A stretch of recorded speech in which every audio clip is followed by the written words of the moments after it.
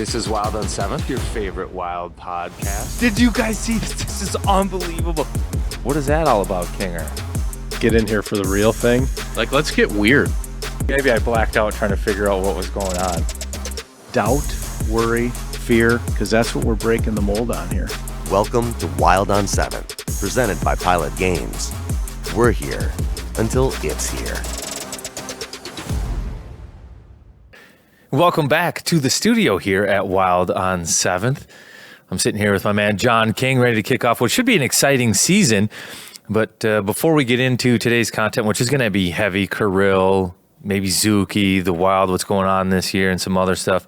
But it's an exciting year. We're going to get heavy on that stuff. But before we do, let's say thanks to our friends at Pilot Games. Make sure when you're out enjoying your, as we like to call them here on the podcast, libations, drinks, having a good time, grab one of their tablets, looks like this, at the bar, play their e-tabs, their games, because when you do, you don't only have the opportunity to win. Your community can win too. So our friends at Pilot Games, grab a tablet, play their games, have fun. You win, community wins. It's great. Kinger, how it's been a bit. Like last time we recorded a podcast was the State Fair, and that was shortly thereafter. We were in Billy's basement where we were feeling real good about, Rossi signing. In fact, I think Rossi signed the very next day after that. He did. And we were talking about Kaprizov, and I felt we left that something like optimistic, and not that Billy said anything that was like, yes, we're getting Kirill signed, but it's just all signs pointed towards, Kirill's going to get done. We just don't know when. Are you still feeling those same vibes? Oh, I've been very. It's been affecting my mental health. Kirill not being signed. I find it to be deeply troubling. Just the uncertainty. It's almost like, I don't even know how to explain it. I just feel out of control because there's a missing piece. Like somehow uncertainty is worse than bad news. I've really been bothered by it. And I hope that he just signs a short-term deal. Like just take term out and get the AAV up higher. Because I really don't care. Like I would even go so far as to say, this will never happen, but if he signed a 2-year deal, plus the year we already have, to me, that's a big enough window for me to relax. But what do they say? Man, I love Kirill. So the milk money has been giving me tremendous stress. I didn't look into the stats close enough, but they're going to be accurate enough to talk about generally. Now, if you have is that what you've been hearing? That if he were to sign a shorter term deal, the AAV would go up? Well, I was looking at the cap, and I don't think people spend enough time looking at this. It is going up so much, so fast. And that's the reason this summer was weird, right? Because we got out of cap jail, and we thought we were going to be like a drunken sailor buying all the players. But if you just look out, even if you're paying a guy $20 million, which was unheard of for a season, that guy, when the cap gets up to what I think it's going to be up to like 131 or something, or 113. I mean, it is going up fast. So that's not even like it's a huge chunk of your cap, but it's not that big for your top player. So my sense is that, I think there's two things. And from a fan perspective, having Kirill signed for 8 years, great. But there's also a side of me to that feels like Joe Mauer. It feels like Ryan Suter and Zach Parise. Like I'm, Kirill's in our basement forever. Like, I don't know that I need that. I kind of like the short term. The time is now. A little bit of feet to the fire. We need to be good to keep the great player happy. Like, I'm totally fine with that. But what I'm not fine with is we start the season and the guy has a front half like he did last year, and we don't have him. The ink is not, I don't know. It's almost like he'd get 4 points in a game and I would be like bummed out because I'd be like, oh no. Yeah. I don't know if I can love this because it might go away. So I just need to get, the best metaphor I can give you is it's like you're dating someone, but you don't know if you're going to get married. And you've been dating them for like 6 years, right? Like that's a long time to be dating someone. So I need a ring. And I know Kirill wants a different type of ring, and that's probably why we're going through this. But like, I feel very vulnerable, and I hate the uncertainty. Like, I am super, like, I'm not eating well. I'm not working out. Like, I am like not doing well until this deal gets signed. I've been thinking about everything. I was like, you know what they should do?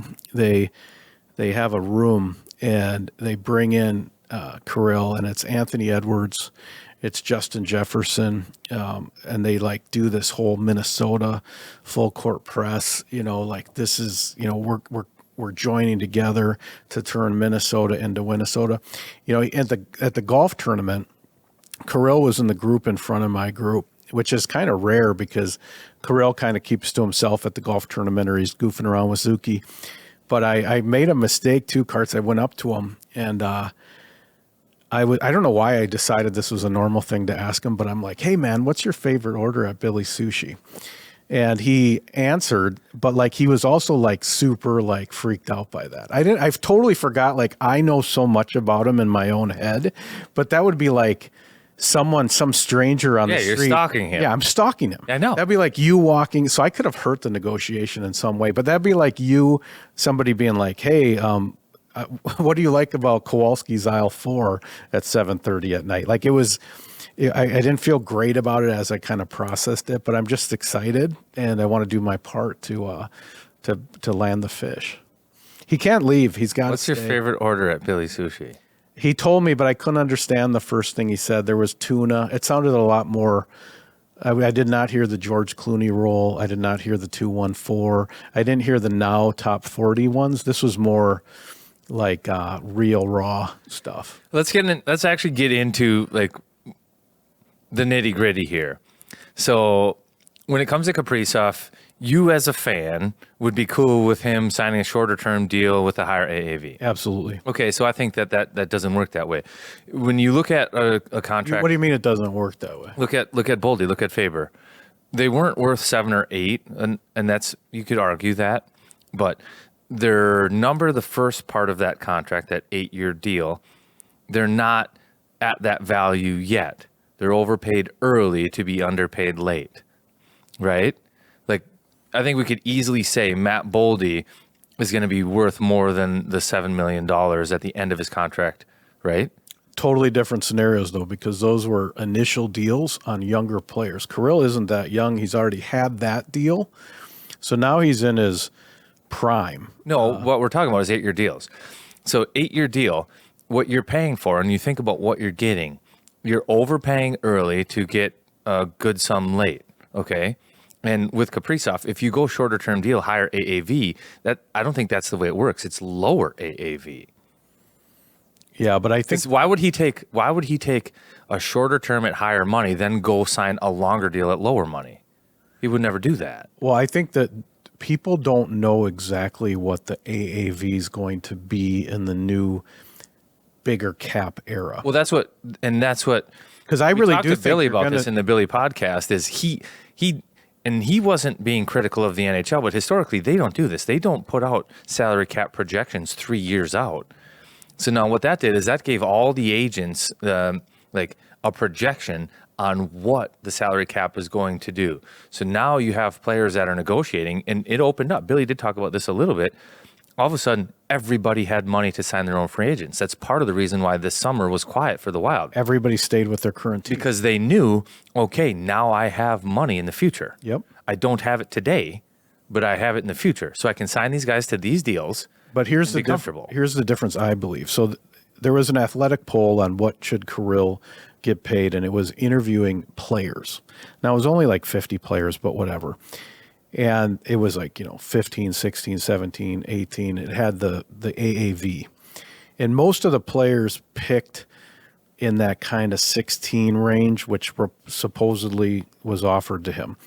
But what I don't think they know. So I think you're going to start seeing 20s and 19s and 18s. And so that's where the whole thing breaks apart for me, because there could be a school of thought that says, well, I'm going to go 19 times 3.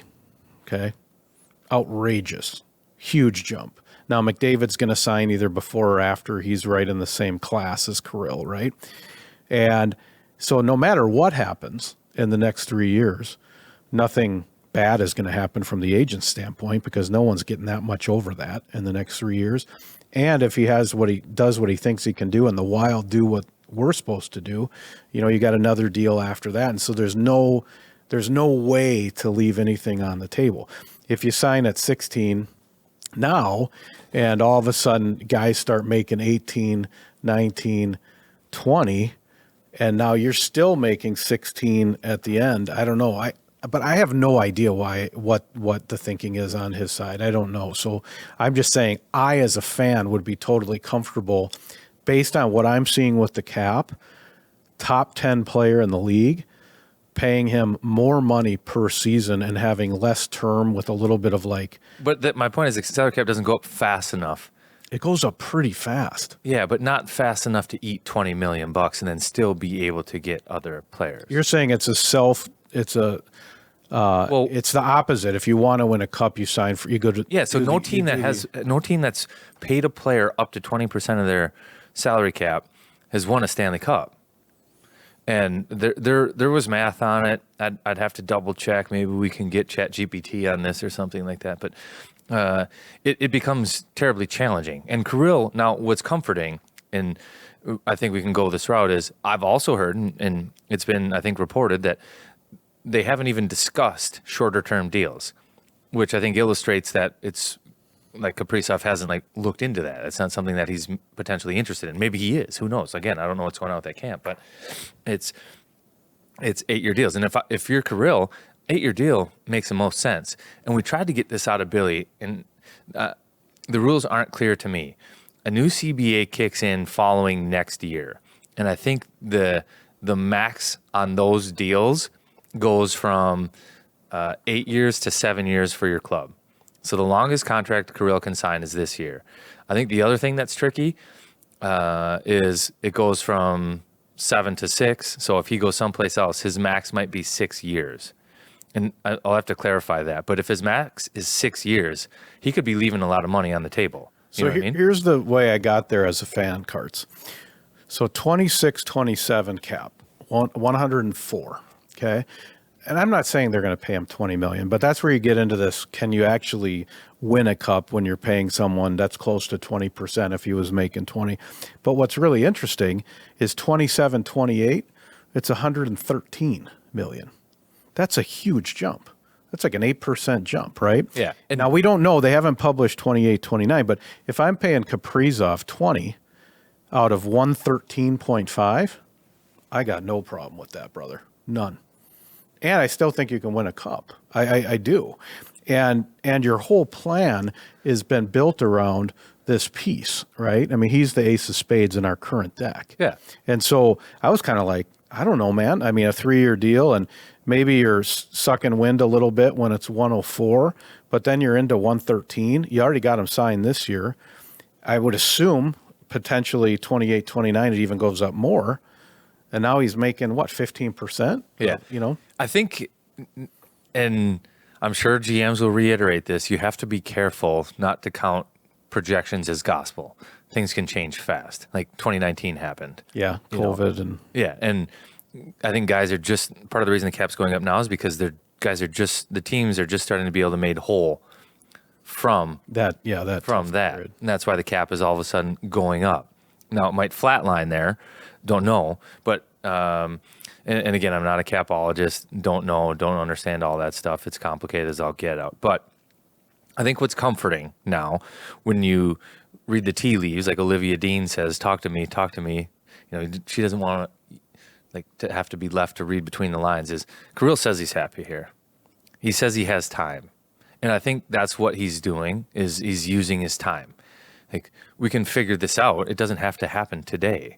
Right. And is his time between now and October 7th or whatever it is, or is it into the season? Because I'm just curious as a former player. Okay. So if he was offered this deal that they say he was offered, big number, has an injury history, for real, he's missed time. So you think a guy with an injury history, and this is another part, and this is a counter argument, but finish the question. A guy with an injury history wants to sign a short-term deal? Well, no. You wouldn't think so, but I'm doing it more the flip from his camp. Would they want him to start the season and be playing without a deal? Who's they? His camp. And I don't like it as a fan because it's unknown. He's going to be getting asked about it all the time. If you get a hat trick, which is a joyous occasion, there's something weird about it, because is this hat trick ride we're on going to continue next year? Like it just brings all these questions up. So when he says he has time, does that mean I'm going to bet on myself for the whole season? We'll see how it goes. We'll see what happens at the trade deadline, et cetera, et cetera. Or does that mean I have the next 2 weeks? Well, I think it's, speaking of him being the ace of spades, if he's playing the game, he's the ace of spades. You don't have to play Trump on day one. You can hold it till the very end. Do you think they go into the season and he's unsigned and he's playing hockey regular season? Yeah. God, I don't like that in any way, shape, or form. I don't like it as a fan, and I don't like it for his camp. Well, okay, so let's just play this out. Let's say Kirill has an injury and doesn't finish the season. Do you think the Wild are not going to want to re-sign him next year? Oh, they would want to re-sign him, sure. Okay. So do you think the other 31 teams in the league would be like, no, I don't want to sign him, or do you think they'd want to sign him? I think it changes your number. I think if you're in this kind of la-la land of 18, 19, I think it changes that probably. Yeah, Potentially. I think it changes it, but I also think it doesn't. So franchise players don't come around that often, and they don't become available almost ever. So somebody out there would be willing to pay him if he has an injury-riddled season, regardless of what the injury is, most likely, in my opinion. How common is it for players to do this? I think Besser did it last year. I think Besser played the season, was unsigned, and then signed. I may have that wrong, but I was looking at Draisaitl because if you remember, Billy's example all the time was that Leon, who's currently the highest paid player in the NHL, took a long time to get his deal done. But I looked, and his deal was done in September. So we're in that. It was the start of September when he signed. It was like September 4th or something like that. So we are in this a little bit of uncharted territory. Now McDavid is the other wild card where if there's an ace of spades, then he's I don't know what he is. He's the joker in the deck because he's got to be the number one AAV, McDavid, in my opinion. So whatever he signs for, you slot in a little bit less than that. Not much, but a little bit if you're Kirill's team. So I don't know if there's poker being played with those two groups. Let's see what Connor does. Yeah, Eichel's in that equation. Panarin's in that equation. There's a lot of guys. Yeah, and I mean, the next summer is even more interesting than this summer. But I bring with it all of the Minnesota, we can't have nice things.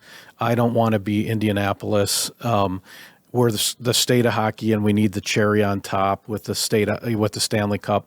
And this is the first NHL store, with apologies to Marian Gaborik. This is the first world-class hockey player I've seen living here professionally with the Wild, and I just don't want to restart again. I just can't mentally do that. I'm on this train, and I want to see where this train goes, and I will be thrilled. Like, I'll go to Moscow on the Hill. I'll have my schnitzel or whatever, goulash. Like, I will be so damn happy if he signs even a 2-year extension, just because I just want to be able to finish the plan and see where it goes. It's a good room. It's a good group of guys. They seem to like each other, and let's see what we can do here. But I guess it could be all season. It's just hanging over us. I think they when they have time, and this is a saying Lou Lamoriello would say, when time is on your side, you use it. I think they feel they have time, and they do, till July 1 next year. They've got time, and they're going to use it. I think he enjoys playing here. I think he likes it here. I think he likes a lot of things about it. And I also don't necessarily think that he turned down that deal. I think that he didn't sign it. So it's still possible that a very similar looking deal gets signed. And again, we're just left to have to figure out, based on what people are saying, what they actually mean. Billy kind of has said, no, we didn't release that information. His camp didn't release that information. I don't know where you guys are getting that information. I actually still don't know that they turned down the contract. If they said, no, that's not good enough, or if it was just like, no, not right now. I think that that's possible, that it's just no, not right now, that same deal could be signed at some point. Yeah, it's possible. So to go back at you, so then why didn't he sign the deal? Time's on his side. And time means more money? Could be situation. Time means I can clarity, understand what's happening with the Wild. Yeah, could be clarity with on the plan. Could be, and this is what's frightening, could be moves by other places. You don't know. Could be waiting for McDavid. Could be, 16 is a real good number. We'd take that today, but we're going to see what McDavid does. But if he gets 20, we get 19. Yeah. Yeah. It could be. Like, time is on their side, and it truly is. And they're going to use it. Now, the other thing I think just for me to wrap on this whole topic that I think has been taken out of context entirely is Craig Leopold's comments where he said nobody's going to pay him more than we are. What I think he meant by that was nobody can offer him 8 years. Like, he's not going to get more money anywhere else than he would from Minnesota. And that's not necessarily on AAV, that's on total dollars. And I think right now that's being taken out of context, saying that, well, the agent's negotiating against Craig because Craig said nobody's going to pay him more. Then we just have to drum up a report that says he'll make 17, and then the Wild will have to counter with 17. And then somebody will say they make 18, and they'll have to counter with 18, whatever that is. I don't think that's what was meant by that comment. I think what was meant by it was we can give him more total dollars than anybody else can because we have the ability and are the only ones that can give him an 8-year deal. That's what was meant by that comment. Yeah. So I think right now it's being taken out of context, saying that nobody's going to pay him more on an AAV level.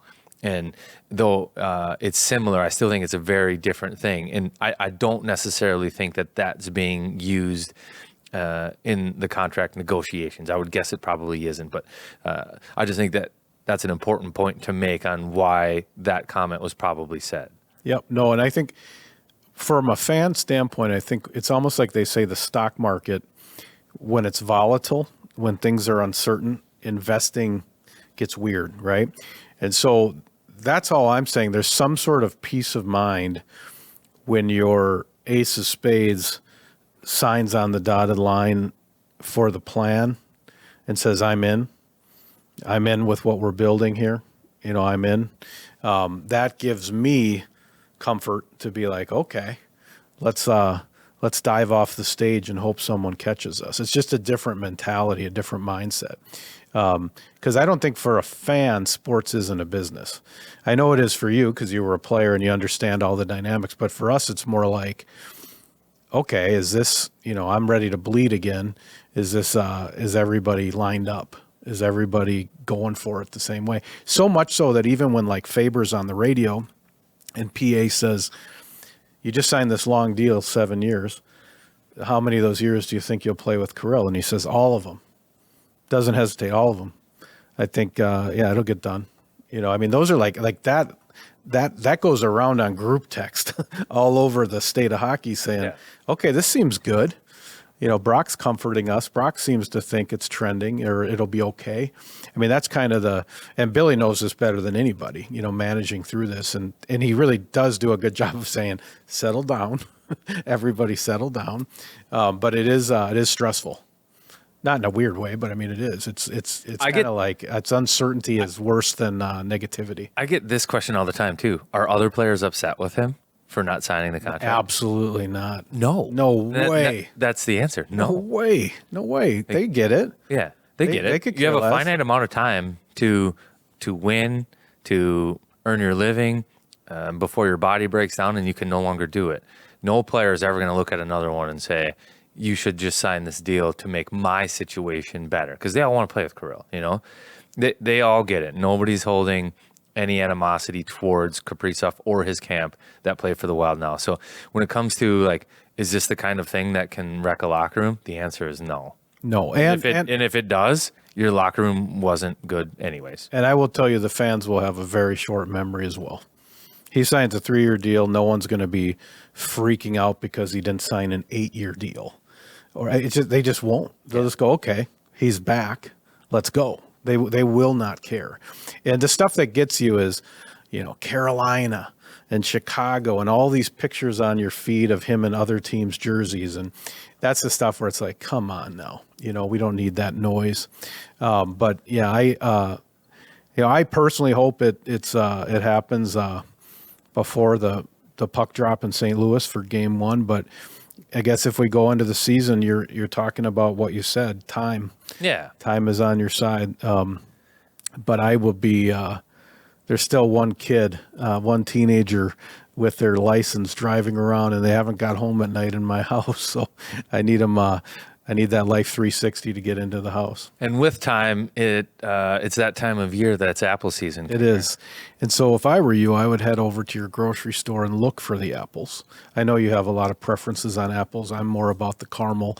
And the good news is that Jimmy's makes delicious caramel dip. They got these little packets, so if you want to be a hero with your kids' lunch, you can do that. And they also got a tub. So if you're just sitting there watching a preseason game against Dallas, maybe have a healthy snack.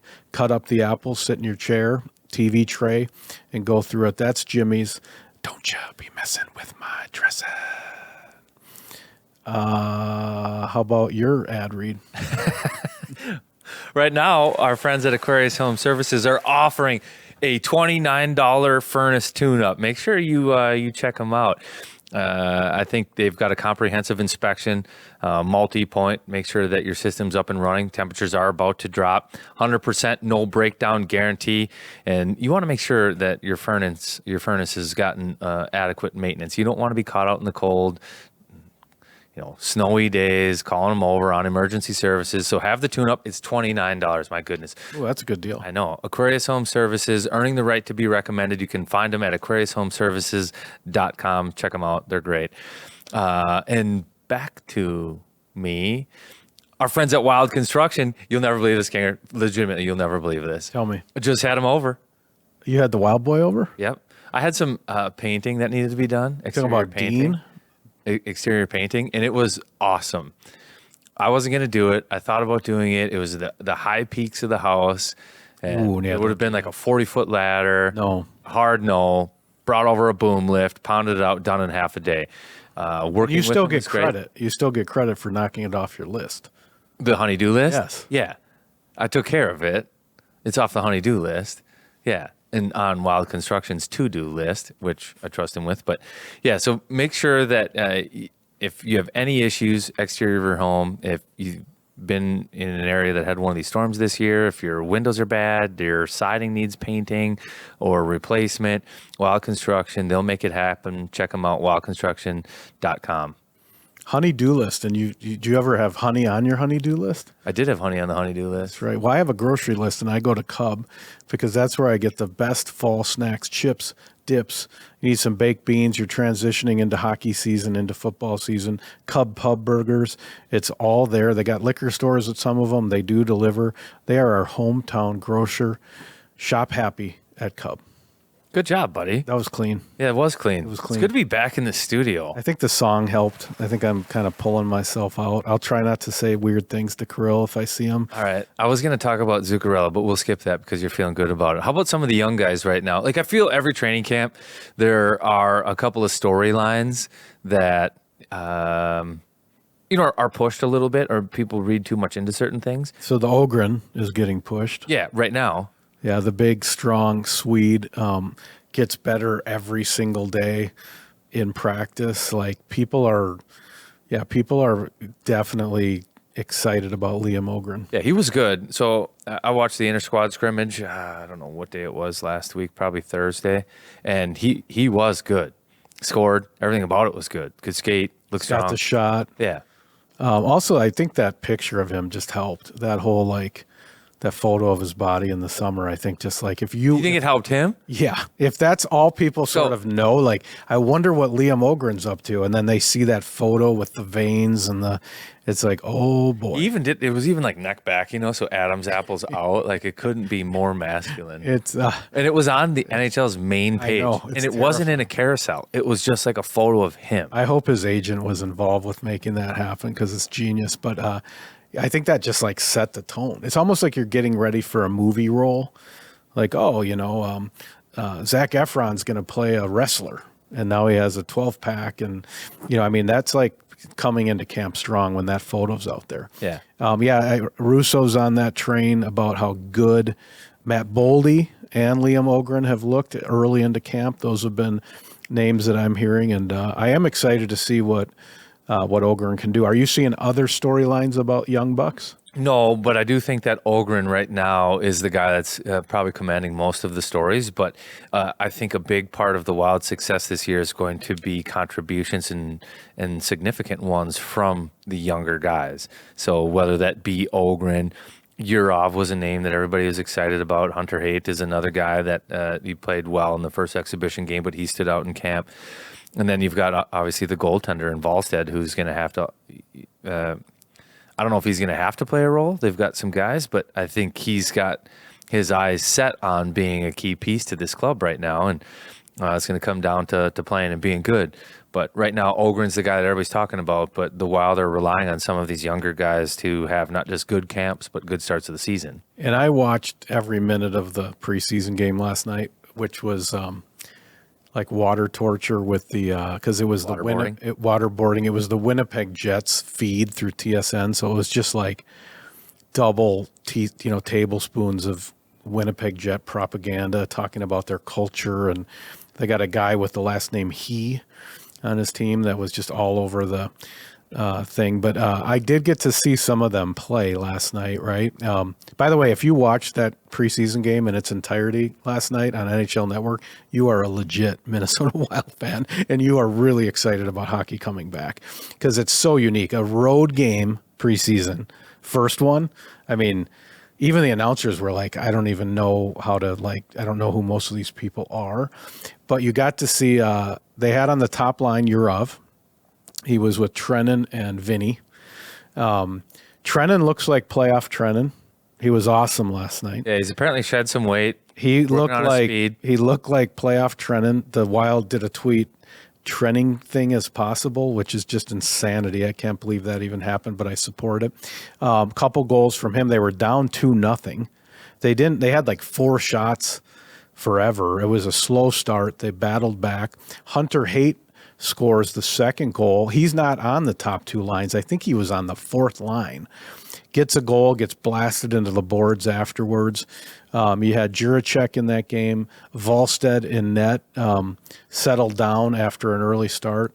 I tell you, Vinny is he looks just like an NHL hockey player too. He set up Trenton on the one goal. Yeah, he is. He's just he's like there's something about him that makes you love him like a beer leaguer, but he's also a legit NHLer. Like there's just something like, I don't know if it's his name, but he does a lot of good things. And then so on the Yurov side, watching this one sample, one game, but when I was watching, he was involved. That line was dominant last night. He reminded me of Rossi, actually, is who he looked like, right? Because when you got this mysterious Russian that's broken these records in the KHL, you kind of trend to like Tarasenko, Kaprizov, but really his game reminded me a little bit of Marco Rossi last night. That's a sample size of 1, but he's in the mix. He's still learning, but he was in the mix as well. But so some of the guys, Bogo was out there. But yeah, it was good to see Wallstedt. I mean, he won the game, 2 goals. The shot counts got up. I think what's important about Wallstedt is it didn't get away from him. No, and it started rough. Yeah, you get down 2 and it didn't get away from him. Found a way to stick with it and win a game. And these games are notoriously choppy, sloppy. Oh, it's a tough watch. Well, it's so fast too because it doesn't look like NHL hockey, but that's because everybody's flying around. Like everybody's trying to make an impression. To some degree, you've got to work hard, and another, you got to let the game come to you. In that first game, it's tough. It's tough to make a pass. It's tough to get anything going. It was a rugged ride, but it was a good win. I mean, they were down 2-0. They were getting outshot considerably.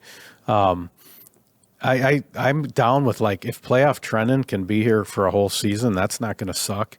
The other guy who seems to be making some noise is Tarasenko. Yeah. Right? Hot start. I guess he's just in the inter-squad games for sure. Yeah, and I guess his body, like I've been hearing, this dude is like Stallone, like he's jacked. So I think there's a lot of like over-unders on goal count for him.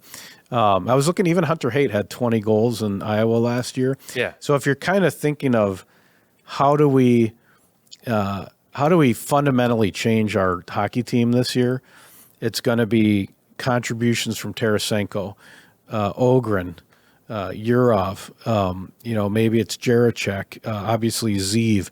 So there's kind of like a half dozen new entities, which I think is pretty exciting as a fan to be like, because you had Goudreau leave, right? And that was, X number of points, maybe 30.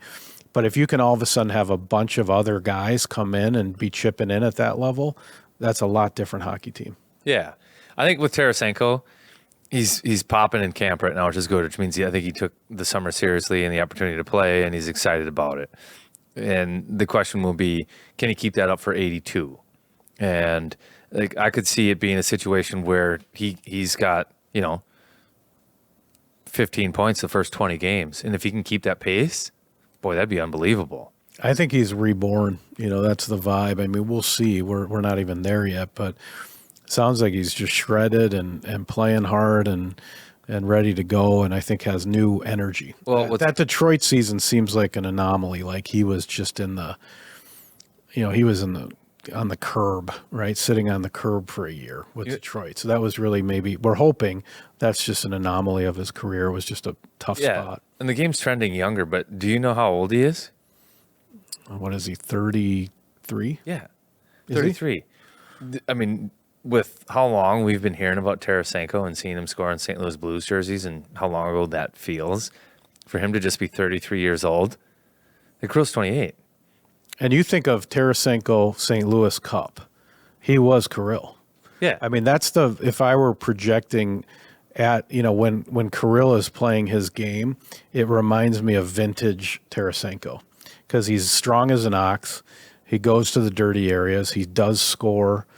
I mean, he was a nightmare for the Wild, absolute nightmare, and between him and Perron, right, with the dirty half shield, I mean, he was a handful. So I think he's got to be excited to be here. Yeah. I mean, he's got to be. And I think that excitement should translate to something on the score sheet. All right, so let's just go through the line combos that Daily Faceoff has right now. So it's Rossi, Kaprizov, Boldy, without Zuki, Ogren, Eriksson, Ek, Tarasenko, Johansson, Yurov, Hartman, Foligno, Sturm, Trennan. God, it's like so much of that is blind. Like I have no idea. Like I can't see those lines besides the first one. Right. Like I just have no idea how they're going to be. Right. It's exciting because it's different. I think. Question marks down the middle. Yeah, and and if you go back to the Kirill conversation, I think that's the magic wand. Is when do we bring in a center that complements 97? Hopefully at the deadline.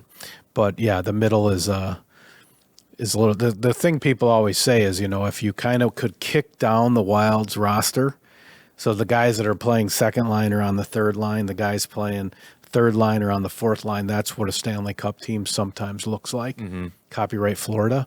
But yeah, I mean, I'm excited about the new energy coming in. Yeah.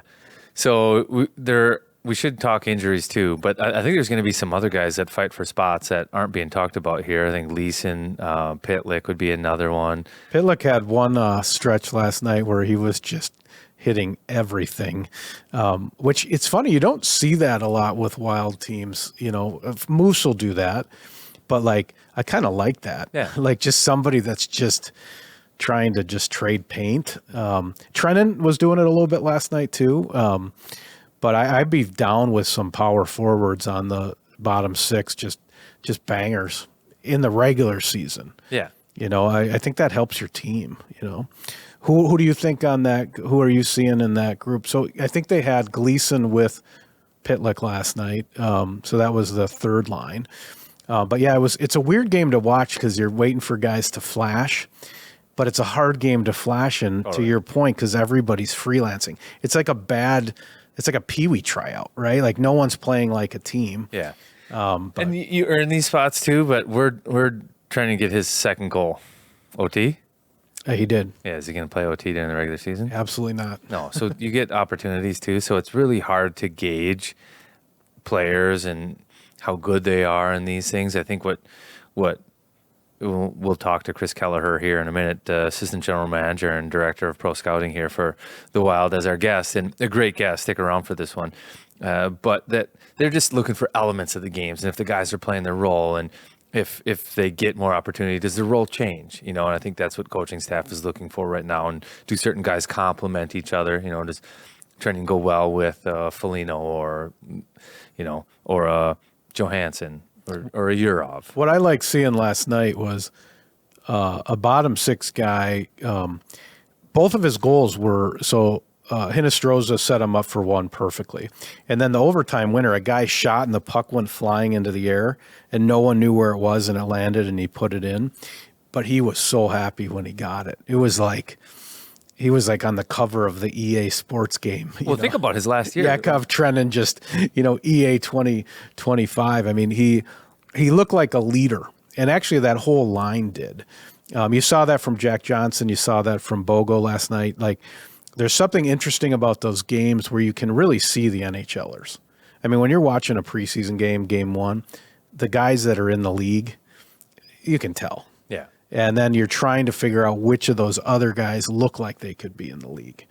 Whether that's Hunter Haight scoring a goal on the fourth line somehow, whether that's Juracek figuring out his game on the blue line. But it was I guess I do like watching it because you get to learn about your hockey team. So part of the Wild success this year will depend on the production that they get from some of these younger guys. And they might need more than they thought early on in the season because it sounds like Zuccarello right now going off for some type of test to see if he needs surgery. Second opinion. Yeah, potential surgery. And has anything been said about what it is? Upper body, lower body? I have not heard, no. But nonetheless, I don't know when that happened. Nonetheless, it's not going to be like a week. It doesn't sound like, No, that's not good. I did hear Brodin is skating, right? Skating. So that's maybe progressing faster than people thought. Right. So that's good. And then you got Buyam. Yeah. Now that was a weird one. Just I don't know what's happening. I have no idea what's going on. There was a point where I was like, maybe they're making a big trade.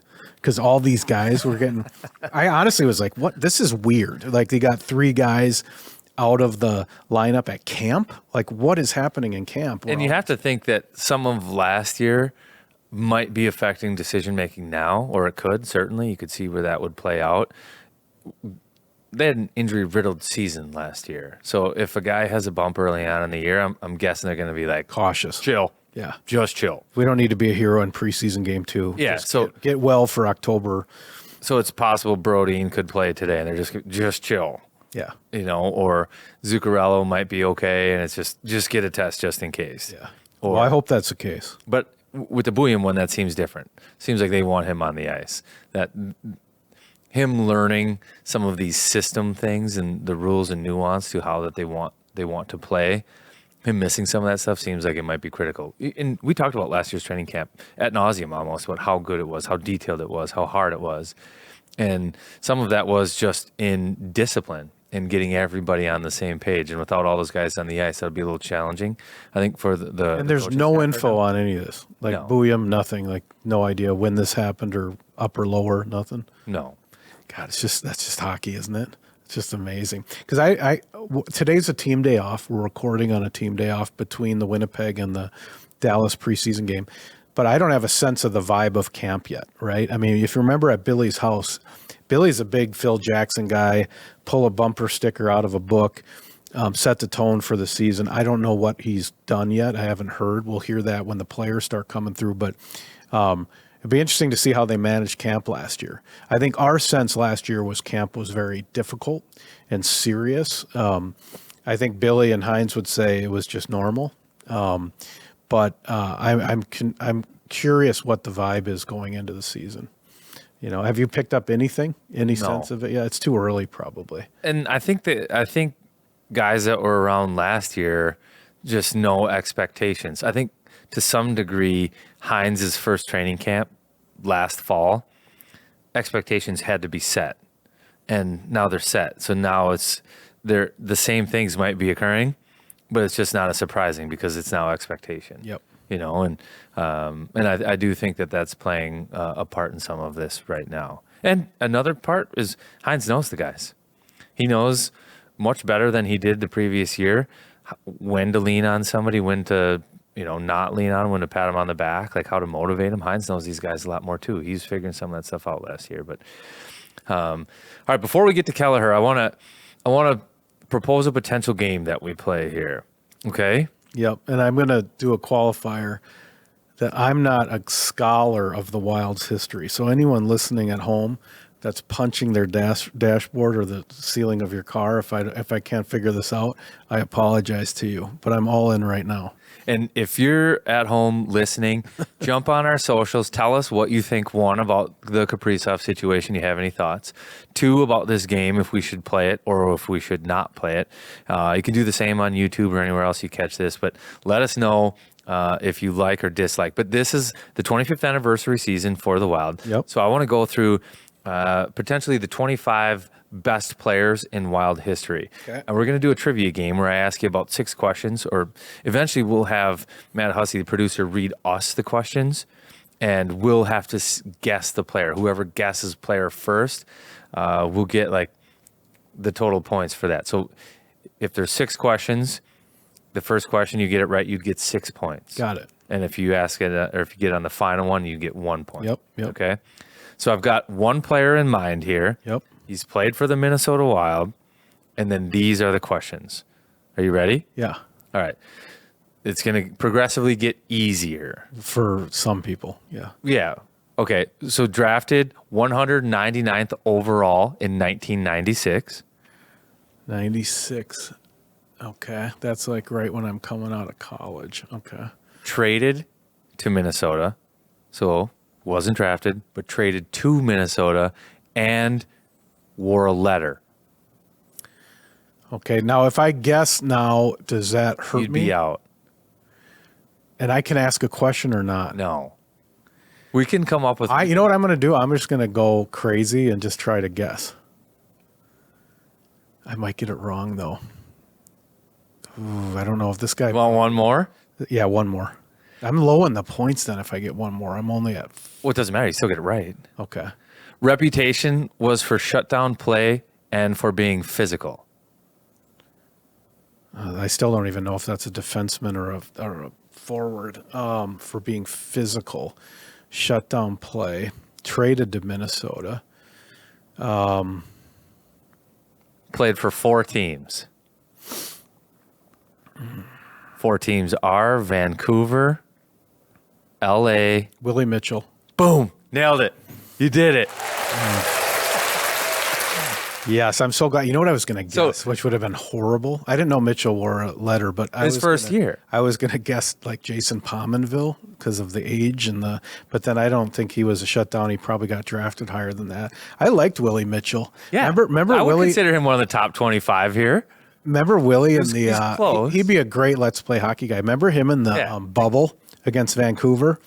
And he had to wear the bubble because he had maybe broke his jaw, and he was like trying to fight the Canucks going down the tunnel, but he was still wearing the bubble, and everyone was like hitting him I was just screaming at my TV. Yeah, he's I really like Willie Mitchell. Yeah. That was a good start for me because I have some love for Willie. So that's what I want for this bit. I like that game. Is to play that game. How many I will points have did to I guess. get? 2? Yeah, 2. Okay. But so you'd be up 2-0. Wasn't Willie Mitchell number 2? He might have been. Yeah. I think he was. So and then was a and then tribute we to talk Willie. about him for like 5 minutes or whatever. You know, Yeah, I liked Willie Mitchell actually parked at my house for the state fair. I used to live in the state fair, and the old community services person for the Wild knew that. and I wasn't doing anything with the Wild, but my house was like a block from the state fair, which makes sense. You know us. And so the players would park there because it was the easiest way to get into the fair. And I only had one parking spot in front of my garage. And like Manny Fernandez, Willie Mitchell, they would come in these giant like expedition, excursions. Remember those? Huge. I think Willie drove an excursion.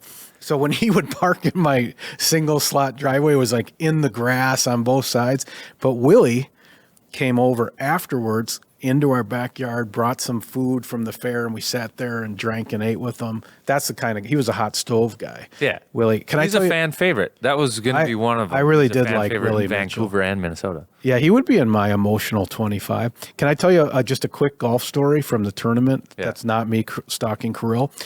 So we got paired up with Jake Middleton, and you're a golfer, so you'll love this. So when you play in this golf tournament, Wild Off the Tee, you have your group, which is 2 carts, and then you have one player with you, and they're in a cart by themselves, and they're like assigned to they're like the celebrity in your group. So Jake, the entire round, basically, he sits in the right side of the golf cart and has his hand over on the left driving it. So he drives with his left foot. No idea why he's doing that. But it's perfectly Jake Middleton, right? Because he's just like, it's almost like playing barefoot. And then the other thing you'll love is we were -1 on the front, which is terrible. And we were -8 on the back. We got hot. But the reason we sucked on the front is we had the gun to shoot the meters. And we were in meters. And we were just so off on every shot. We'd be like 50 over, 50 under. And finally, Middleton's like, is this thing, are you looking at it? And it was meters. And so that. You guys would have won it. No, we also used our mulligans wrong. I didn't know they were, a team mulligan means each guy on the team gets a mulligan on each one. And we didn't know that. We just thought you only had 4 mulligans total, but it's actually 16 because each guy gets to take it. Is that right? It should be 4. Well, that's what I thought. For the listeners at home, I did make a bet. I bet on Hartman's group to beat Boldy's group because 40 Leopold was on Hartman's group, who's also a stick. And I lost that bet to Jake, and Boldy did. Boldy was -18, so he's pretty good at golf. But it's a good event. If you're a Wild fan and you want to support the Wild Foundation and skate it forward, it's a pretty intimate thing. It's kind of their last couple of days of freedom. It's a good time. And there's nobody. I mean, Jake Middleton, he's most of the players, like, they have to do this. And so they go sit with the team and, they're looking at their phone and they leave right away. Jake is like eating with you. He's just such a dude. He's a right side of the golf cart, left foot guy, which I think is pretty valuable from a culture standpoint and a hockey standpoint. So shout out to Jake. All right, we're back. Wild on 7th is back. Hockey's back. It's exciting. So we'll be back with a regular cadence now. This is the first of our camp one, and then we'll have a couple more coming up before the regular season. But right now, let's bring in our buddy Chris Kelleher. Great dude. He's been with the Wild 18 years, but let us know, Kinger. Hey, we got a great guest today, sponsored by Duke Cannon. If you're out there and you want some new body washes, some shampoos, want your hair to be a weapon, earn your clean with Duke Cannon. Head into a Target, look for their giant display, take care of things. And we got this is a legend. This guy's been in the dark arts of scouting for years. He's helping the red, white, and blue. He won the Triple Crown in 1995, the rare Triple Crown Hockey East, Beanpot, and National Championship. With, best I can tell, everyone who runs the NHL on one team. This is Chris Kelleher. Welcome to the podcast, my brother. Yeah, thanks for having me, guys. That was a pretty good intro. Yeah, that was a good intro. I went soft on it. I could have added other pretty stuff. Good, yeah. Let's get right into your background. So, what's your title with the Wild? It's director of scouting, or assistant GM. Assistant GM. Yeah, so I oversee mostly the pro scouting and stuff. Yeah, pro scouting. Yeah. Okay, yeah, assistant GM, pro scouting. I want to go back to your college time because you did have, and I'm curious about this because you're on the hockey ops side, management, coaching. Your team in 95, 96, whatever it was, has kicked out, what is it, maybe half a dozen guys that are running the NHL right now. Yeah, it's Greer's amazing. a GM, Drury's a GM. We got Greer, Pandolfo Pandolfo's- coaches BU. Yeah. We got Hines, happens to be Hines someone coaching around here. Yeah. Chris Drury with the Rangers, obviously yourself. Yeah, what a squad, that 94-95 BU Terriers. Yeah, Bring I them think back. we have Jeff Kelty's an assistant GM with Nashville too. Really? Yeah.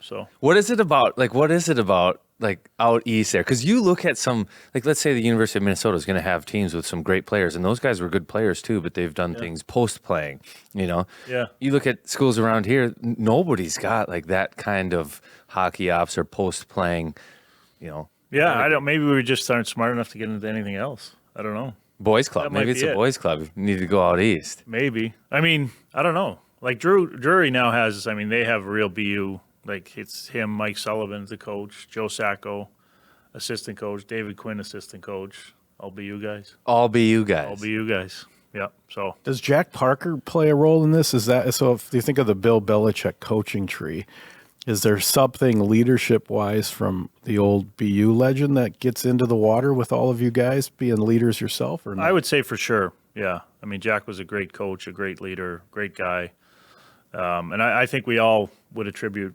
what we do now. He'd have a big part of it. Yeah. Yeah, because it's quite a coach. Yeah, everyone here in Minnesota, would they just go become financial advisors? Yeah. I think most of them. Hey, that's It's just not bad. Yeah, that's not bad. But they're certainly not running hockey around But the world. you also played for Ruzioni there, which we had a Yeah, chance to assistant listen coach. to. Yeah, assistant coach to listen to. So, how is he as a coach? Well, first of all, he really wasn't a coach. Okay. I say this all the time. He was like a volunteer assistant. They paid him, to be like Mike Ruzioni, like America's Guest, right? So BU pays him for alumni stuff. He speaks, he raises money for them and stuff. And then he coached our 95 team. And I said he never coached. He would just say shit on us. Say bad things to you. He just like make fun of us. You stink. You can't do like he's a great guy, a funny guy, and it was kind of good and stuff. But like he still gives Jack a hard time, because there's a video they did or like a documentary of our team, and on the back of the case it says Mike Ruzioni led BU team 1995. Jack Parker was the head coach. And Mike really didn't do a whole lot, but he's a great guy. He's a fun guy. He's still around. I just saw him, this summer and stuff. So Was he there every day, or was he just like an influencer? I wouldn't say every day. That's a lot of work for Mike. So no, he was around a lot. He's around a lot. He's still around the program, and he's a great guy. He's a good ambassador for them, and so. I was so impressed by him at the event we went to, because I had always heard, like you had this, like he was a guy that kind of got so much attention from the Miracle, and he was so humble. I think he named every single player on the team besides himself. He basically was he was ragging on himself the whole time he spoke. He was kind of deflecting to the rest of the team. I was really impressed, and he had a lot of stories. So, I don't know, just a ham and egger from what I could tell. Yeah, for sure. And I think, people say he made it off of one goal, but you know what? He was smart enough to take advantage of that. Yeah, you got to be And he there. says that. You got to He knows score that goal. Yeah, you got to score the goal, and then he knew maybe he wasn't good enough to have a career in the NHL, and he had this huge thing, and he took advantage of it. So I think You still have to have the personality to talk. And absolutely, and he's great at it. Yeah. He's great at it. Oh, he was awesome. Yeah, he's a great guy. Should we get into the dark arts of scouting, like just to see how he became an assistant GM and like we could give you our perceptions of the role you play, and then you can tell us how accurate it is. Okay, that's fair. But before we get into that, I want to get into his playing career a little bit. Since we were with BU, then you go out, you play professional hockey, Wilkes-Barre. So you've stayed there? Yeah. And what kept you there?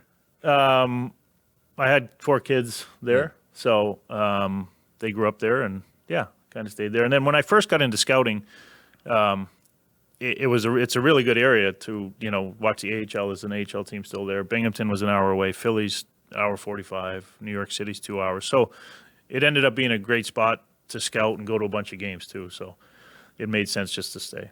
Nice. And then you played in Providence too, and then you got your NHL game with Boston. What was that like on the call up? Yeah, that was pretty special.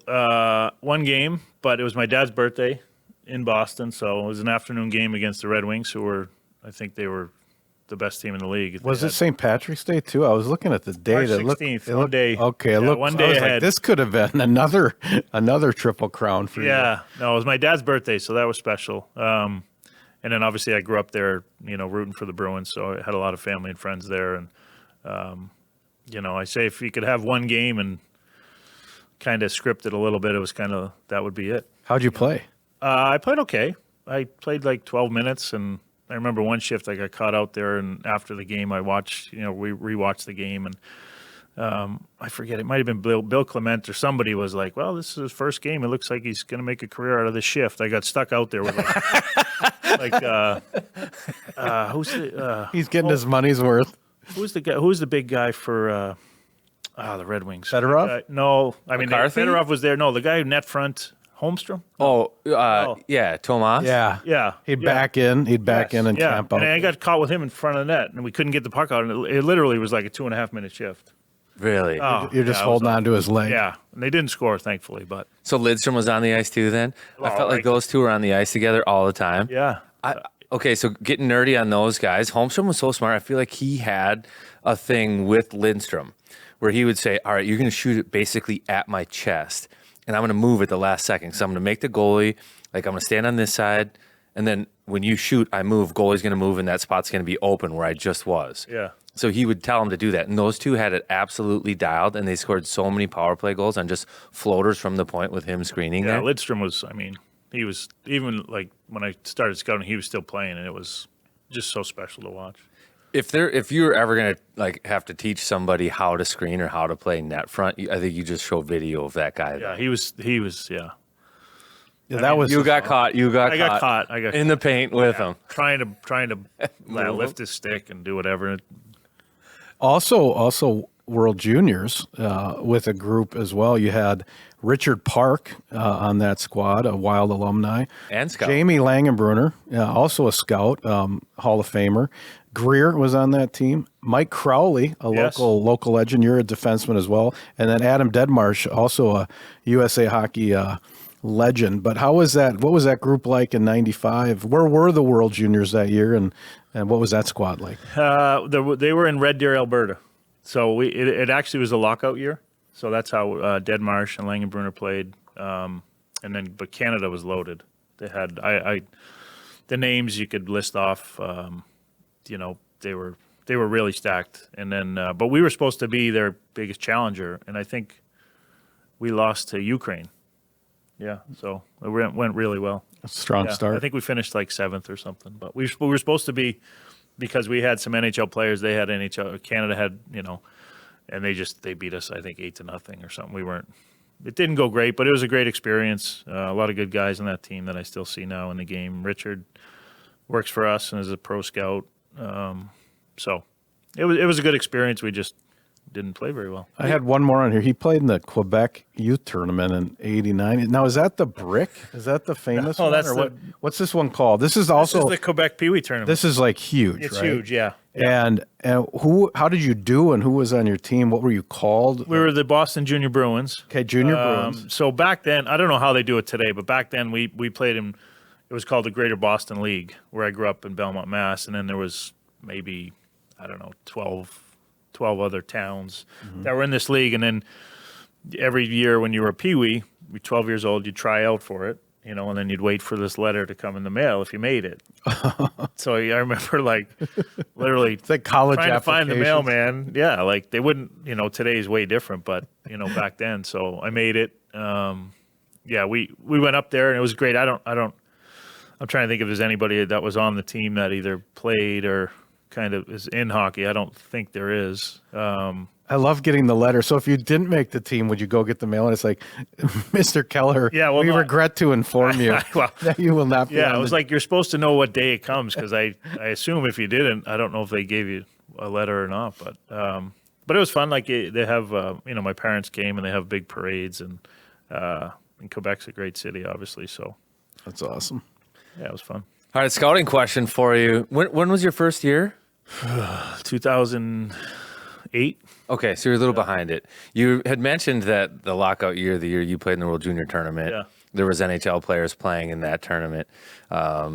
And I was curious because they say the best year that the American League ever had was what, the 2005, 6. Yeah, Yeah. I was still playing. Oh, you're still playing that because they had the lockout and all those guys came back. Yeah. And now that's regarded as one of the best drafts of all time, like 2003, because those guys were able to maybe play minor league games. Yeah. You think that some of that's true? Like, obviously there was a lot of talent in that draft, but do you think some of it has to do with them playing a full year high quality hockey in the American Hockey League? I think it definitely helps. I mean, there was no pressure for them for those teams to put them right in the NHL. Yeah. Right. So like nowadays, you get a lot of pressure to guys higher draft picks while they can't go to the AHL because they're too young, or you just don't want them to go there. Right. So I think then it was great. Like, Stahl was in there. Stahl, Vanek, Crazy, Suter. Yeah, we had Fleury. Fleury was a rookie with us. We played Binghamton all the time. They had Spezza, Antoine Vermette. They had like really good team. Chris Neal. The league was, every team we played was really good. But I think for those guys to get that experience at a young age and just know they were playing a full year in the AHL, I think it went a long way for sure.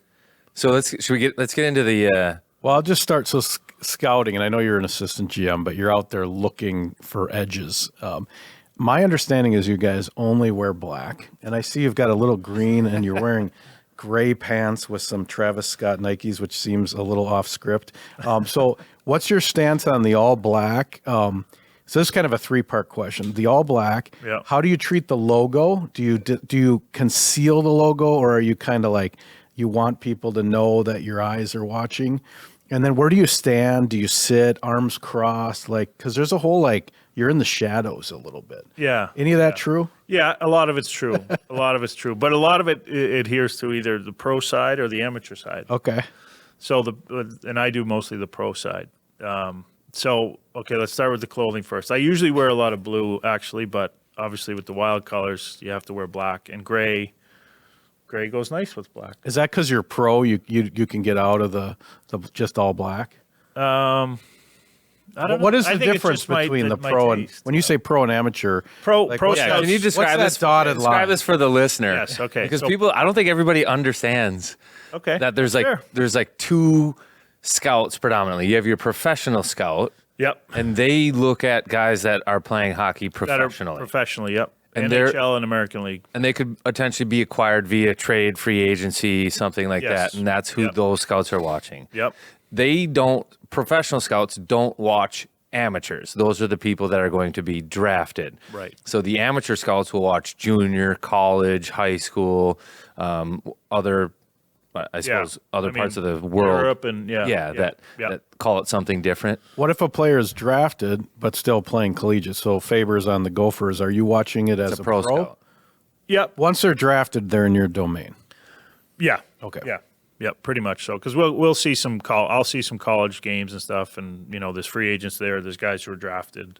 So that's a bit of a mix there. But especially now with the way it's going with these high profile amateur guys going to college now, it's so the amateur guys will be seeing a lot more college games with all these kids going there now. So, but you are right. That's the difference between pro and amateur.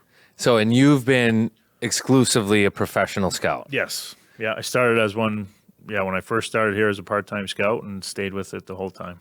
And why is that? Well, it's just something. I mean, guys have done pro and gone back to amateur and love both, or love amateur more or pro more. I've only known pro, and I, that's what I like. I feel like you can have a direct impact on your big club or the minor league club.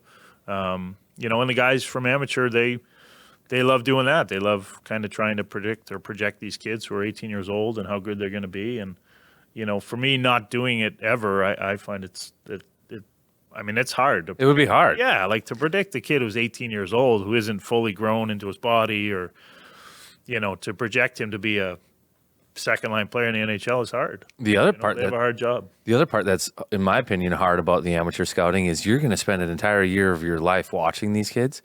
Maybe you'll watch them for 2 years, 3 years, whatever it is. Yeah. And then as soon as their draft year goes, you're done. Yeah. Yeah. At least as a pro scout, you wrote that report on this guy 3 years ago. You can watch him now. You can reference it. You can build some type of idea on a player over a long period of time. Yeah. Amateur scouting, it's on to the next year. and you could do an entire year's worth of work, and they may not draft any of the guys that you watch, and that was it. Yeah, I know, and that would be a hard thing too, right? Like you have 7 rounds of the draft, and you might have watched, just say you're a Ontario Hockey League scout, and you don't draft one player from there. I mean, you feel like work the whole it year. happens, but it's true, and then you're on to the and then that draft class is gone, and you're on to the next year. Can we get day in the life? I want to know, like, so you're going to watch a team play. You're scouting. Like, what are you wearing? What are you eating? Do you have a notebook, or do you write it into your phone notes? Like, do you do a hot dog at the rink? Like where do you sit? Give us just a little snapshot of life on the road. So so if I'm normally going out to watch other teams or games, whatever, flying to the city, check in the hotel, and game starts 7. I'll get over there early, 5 o'clock. They usually have a press meal or whatever, and you dress business casual. Yep. Usually in the pro side, it's not. There's a difference too. Like we don't wear logos mostly. It's just you can, but it's not. Like that's like Navy. It's more, it's more business casual. We used to have to wear suits and ties, but now I think everywhere is going a little more casual. So get to the rink and have a press meal, and sometimes it's good and sometimes not so good. But, and then, we go up, they give us, we have to email in for credentials, and they put us in the press box. I'm sure you guys have seen the scouts up there here for us. And then I take old school notes in a notebook. A lot of guys now use their iPads or phones or whatever. I find now I don't take nearly as many notes as I used to when I first started. You know a lot of the players, and you kind of get in a habit of putting one word down, and kind of when you're writing the reports after the game, which is what usually you do the next day, we have a software program that you kind of put all the players in, and you can go in and put reports, and then everybody in the organization can read it. So and then the next morning it's probably off to the next city. So are you a lot of miles? Yeah. Miles and what's the points. go-to Miles and hotel. What's the go-to rental car? National, but any particular car? You're like, get me a. No, usually we have, because you rent them so much, you get that executive area, so you can pick kind of which car you want. Some airports have nicer ones, and some, but it's got to be, for me, it's got to be at least a mid-size SUV. Yeah, you're not getting all the way down. I'm not built for that. And then, what are you, Marriott guy? Like what kind? Yeah, Marriott, and I'm an American Airlines guy. Ooh. I know.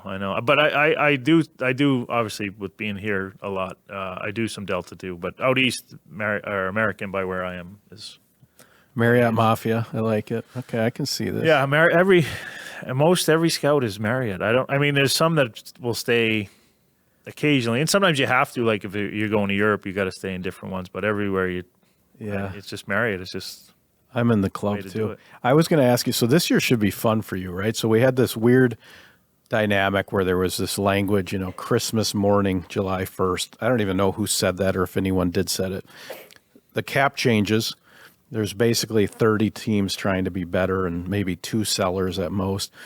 But Billy kept some powder dry deliberately.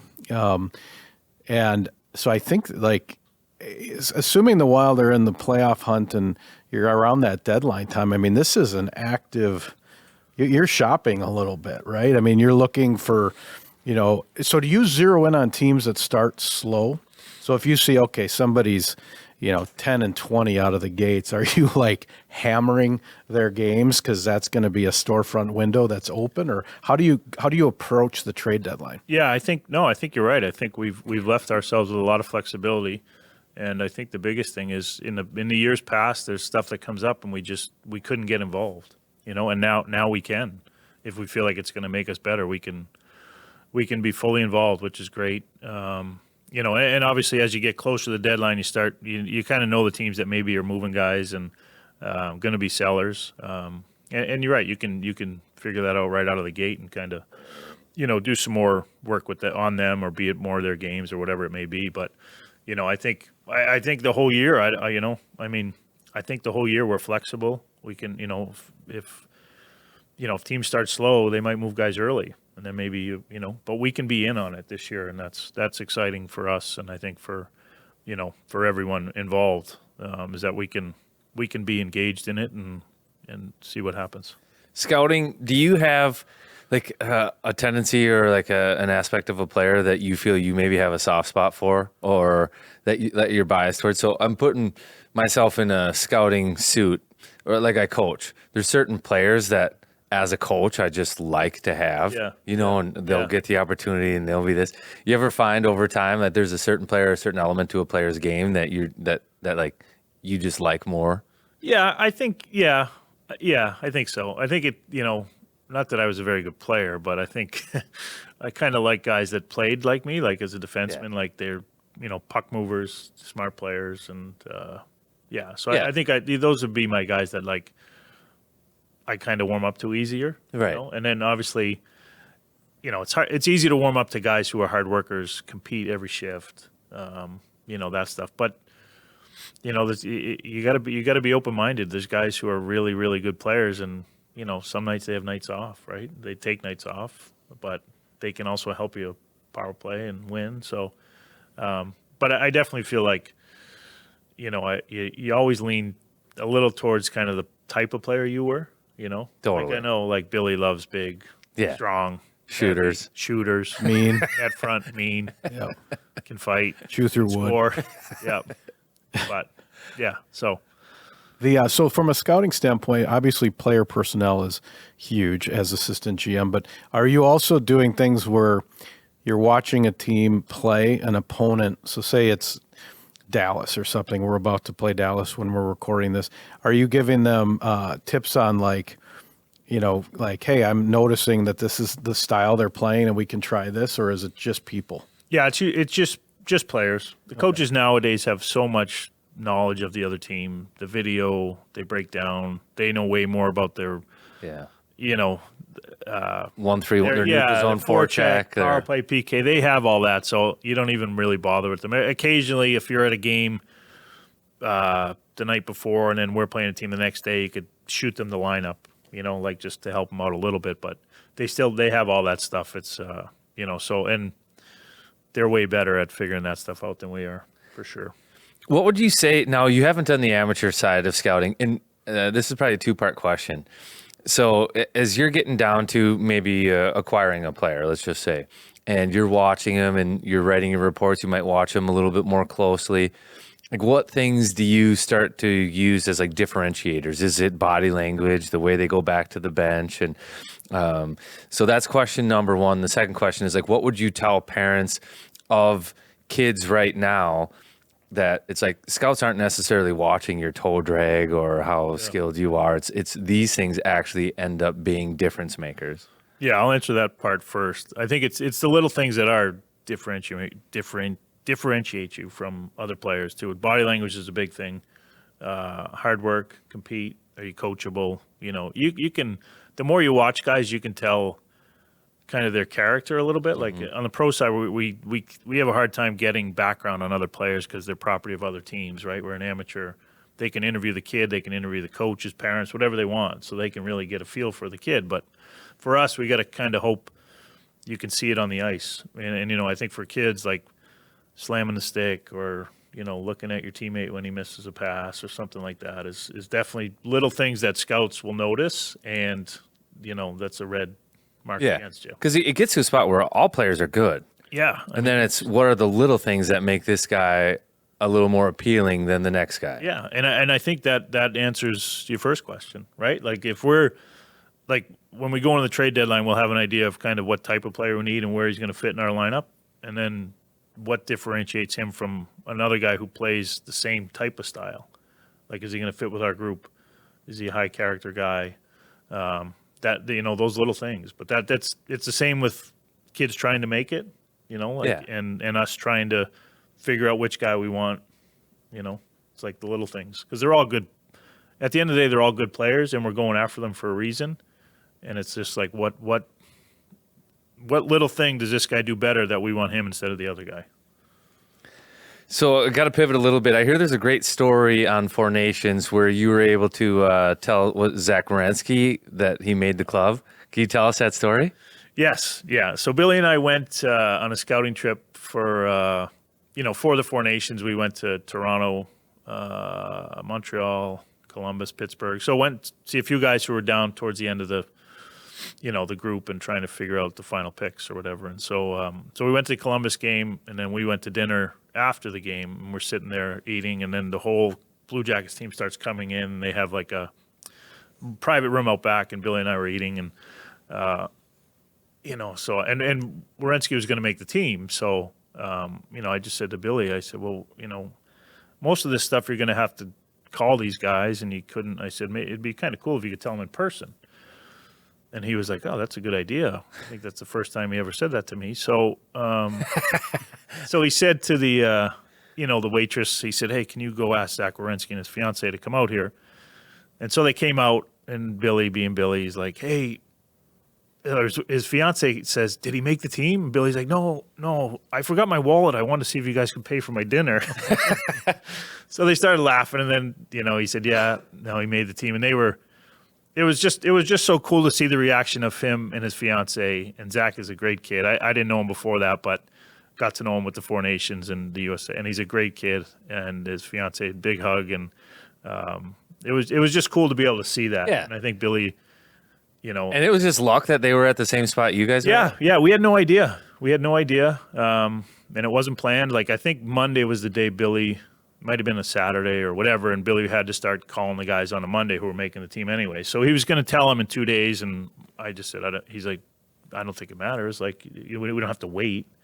So I think it was just cool to see Zach's reaction. And he was, like, relieved, and he had said, like, it's been on his mind the whole season.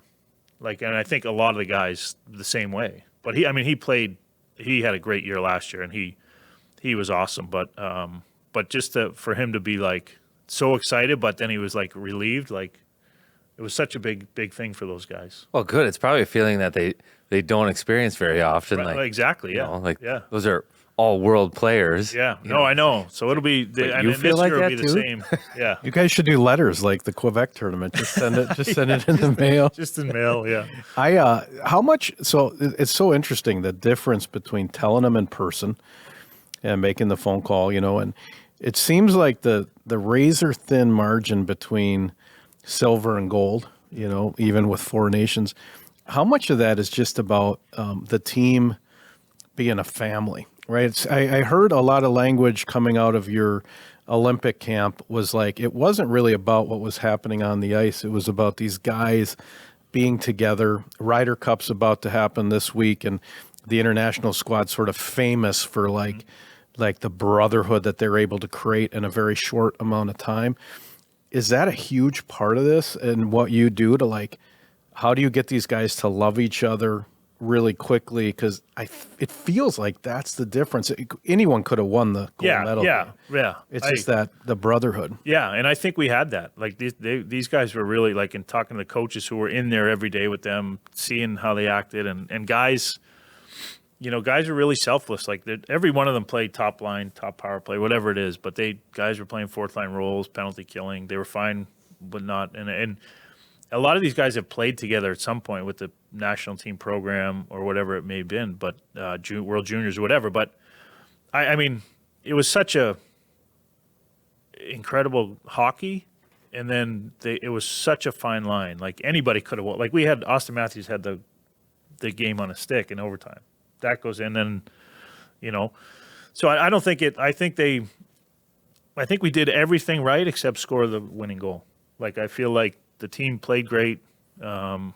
Players played great. Like it could have gone either way. And same with Canada. Like they played great. Who stepped up for them? Connor McDavid. Heard of him. Yeah. So I think it's and going to the Olympics, like this orientation we just had, like the guys, they loved it. They played golf. They get to hang out with each other. And there's a lot of guys that are close from when they were 18 years old, the national team program, or even before that. And it's just, and they're all great kids. And I think right now, I mean, they have the right mindset. I think they're all close. There'll be some hard cuts and hard choices, but it's nice to have that for USA, right? We were saying at the camp, we could easily build two teams that could challenge for the gold. So, I think these guys, it'll be fun. But we're going there for one thing, and hopefully we can get that. How about that? We were talking to Billy about this. USA Hockey and kind of the strides it has taken from, let's just we'll go back to 95 when you were playing World Junior and Canada was the cream of the crop. Yeah. And there was just not much you can do to beat the rosters that they put out.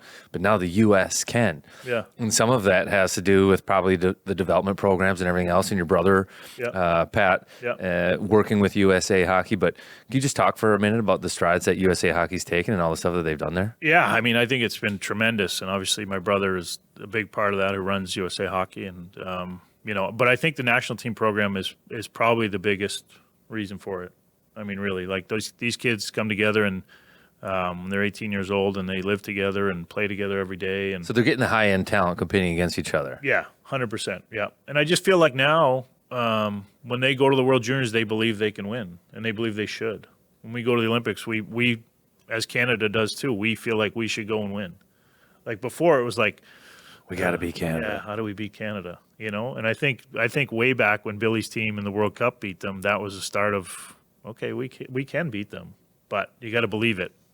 And I think now we're in the mindset like we can beat them, and they've had that mindset all along, right? Because they beat us for so long. But I feel like you can tell Canada like they're reading the rearview mirror. Objects are closer than they appear. Yeah. I mean, especially with the World Junior stuff, right? Yeah. With the USA winning it a couple times there. World Championships. That was great too. Like that's huge. So I think it's. USA Hockey's taken a lot of big steps, and I think we just got to take the biggest one in February, hopefully. And but again, it's way different now than back in '95 when they told us we had a chance against Canada. We didn't. But cool. Before we get you out of here, a couple quick questions. Did you have a run-in with Wally, Lexi's dog? This is Billy's daughter. I was told to ask about Wally. See, I don't even have to see Billy today, and he's still. I need to know more about this. Yeah, so it's just a little. Billy's daughter's dog. I don't know what kind it is, but it's like a small little like wiener dog, right? So I was at his house one day. We're having lunch, and it doesn't really like strangers, I guess. Okay. So Lexi was sitting at the table with the dog Wally next to her. I go to sit down to have lunch, and this dog jumps down and bang, he grabbed onto my thigh. Oh no! Was hanging off my thigh. Like wouldn't let go, locked up. Wouldn't let go. So I had to shake him off, and then he kept coming at me, and he's jumping at me, and I'm running around like a fool around Billy's an island in the kitchen. I'm running around the island. He's chasing me until they could finally get him on the leash, and then I went down to my basement room for the rest of the day. That puts you in a pickle because what are you going to do? Like boot the dog or something? Well, Billy was yelling at me to do it. He's like, just kick it. I'm like, oh, I'm not going to just. Did it break the skin? Oh yeah. Oh man. And poor Billy's daughter Lexi, she felt terrible, and then she's like, oh, did it break? I'm like, no, it's fine, it's good, it's all good. And then she's like, yes, it did. I know it. I'm like, no, it's fine. She felt terrible, and it wasn't it wasn't anything bad, but it's just it's something now. He'll send me random pictures of the dog. Just, yeah. Happy Monday. Yeah. He thinks it's funny. Hey, you were obviously BU. You have any Tkachuk brother, Tkachuk father stories? I mean, I was just watching Matthew on College Game Day, the first NHL player to ever do that, and it's just a different element that they're bringing. I also think they have a healthy amount of like hate for the rivalry. I think they understand the difference between getting that one goal and not getting it. What do you make of this first family of U.S. hockey right now, the Tkachuks? Oh, I think they're great. I didn't know Matthew or Brady really well before this, and I've known Keith because he went to BU ahead of me, and he's a little bit older, but I see him out scouting and stuff, and he's great. He's so passionate too, and the boys are just like him, and but they're so passionate about USA hockey and that stuff. Like you could see it that night in Montreal, right? Like, and nobody knew about that. It's the best. That's the best story. And even Matthew trying to play the final game, like he probably knew but he just it meant too much for him to not try it, And I just think they're emotional leaders, but they're great players and they're great kids and great people. And the dad's a great guy too. And he's had I think they just kind of follow in his footsteps. And I think that the hatred from them is real. I mean, you could see it. Which I miss. They're children of the World Cup team, right? They're like, it's like they were like sat in they marinated in that sort of like 1996 era of like old school hockey, like the 75th season patch. And I think some of those guys watched, like when they were at the Four Nations, watched that documentary. Yeah, I think so. That's a good one. It's funny. So I was in great. Yeah, Carts. I didn't tell you this. I was in Florida, and I went to the Elbow Room, and I was talking to the guy that runs it, and I said, "This whole like you guys being a hockey bar, is that just a thing? Like they come here only when they win the Stanley Cup, and that's like their deal?" And he goes, "No, Matthew texted me last year on Christmas Eve. They had nowhere to go, so like 3 of the guys and their wives, they opened up the Elbow Room and they went there on Christmas Eve." I'm like, these guys are legit old school hockey players, and I think I'm hoping that is the. It'd be great to you go 1960, 1980, 1996 to get the best on best in Italy would be outstanding. Hopefully you're a part of that. Well, I know you've got a round of golf to get to later this afternoon, but just one more question. Can you tell us about your first round of golf this spring with Billy? Oh, man. He did you dirty, huh? Yeah, why did you guys have to talk to him? We were so bad. It was like, I think we were it was the playoffs, or we just lost to Vegas maybe, and then we went and played. We had the poor caddy. He must have been like, these guys ever played golf? Like, we were so bad, and both of us are pretty good golfers, not great, but like we can hit the ball and play. I mean, we literally missed the ball. Like, it was so bad. We got to hole 6, and I looked at him. I said, "You want to just play 9?" And he goes, "You want to just play 7?" Like, absolutely. And then we had a cart come out and get us, and that was it. That was it. You just played 7? 7 holes. Oh, man. That's how bad it was. That's manly, though. I apologized to the caddy. I said, we got to try to get you again because it won't be this They're going to bad. be telling stories about the GM of the Wild and how bad he is, and then his assistant GM and how bad he is, too. And I said, we're really not that bad. He's like, yeah, sure. Yeah. Ripping off the Band-Aid like that is awesome. I've sat a few holes out in the cart. That's pretty shameful, too. But just to be like, we're done. We're done, yeah. Did you feel good about it after? Like when you were riding back in the cart, were you like, best decision we ever made? That we were done? Yeah. Yeah, absolutely. 100%. 100%. Yep. It was a good decision. No Only regrets. good decision that day. Good. Yeah. All right. Well, I appreciate you. Got anything else, Kinger? No, man, it was awesome talking to you. I've heard great thanks, things, and I hope you got some powder that's dry. Let's get after it. Yeah, absolutely. Yeah. Absolutely. Well, thanks for having me. Yeah. Good luck the rest of the season with the Wild, with the Olympics. Always rooting for you, and always good to see you up in the press box too. So Thanks, buddy. catch you soon. Peace, Appreciate brother. it. Thank you.